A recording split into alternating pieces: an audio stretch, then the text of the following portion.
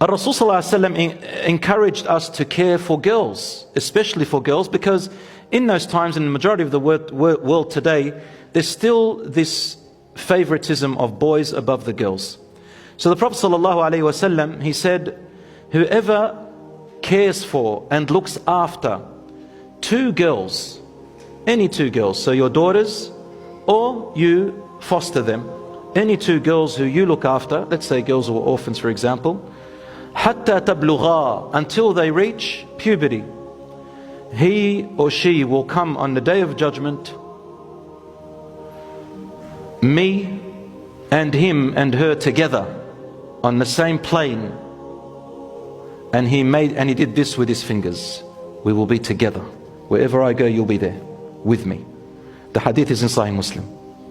So if you have daughters and you raise them on the piety and righteousness and goodness, and you protect them and provide for them and give them safety and you honor them, Rasool ﷺ will be with you.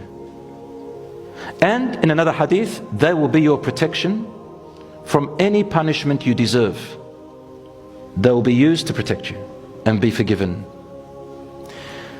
One woman said, Ya Rasulullah, I had one daughter who died. He said, if you are patient, she will be your guard on the day of judgment. Or a boy. The Prophet ﷺ used to treat his daughters. He only had daughters, and he had one son that died, and one before, it is narrated, before he became a prophet. His four daughters were Fatima, Zainab, Kulthum, and Ruqayya radiyallahu anhum hunna ajma'een. He loved Fatima the most, which teaches us that you must treat your children equally, but you can love one more than the other. That's something you cannot control. But don't show that love in front of your children or behind their backs more. So don't favor them with extra care, but you can love them more. Whenever Fatima radiallahu anha, she was the youngest, whenever she entered and the Prophet ﷺ was sitting, he would get up with a cheerful face, go up to her, kiss her on her forehead, and then he would place her in his place. He made her feel grand, amazing. And that is why when the Prophet ﷺ died, she was the only one left. His other three daughters died and he buried them all, sallallahu alaihi wasallam.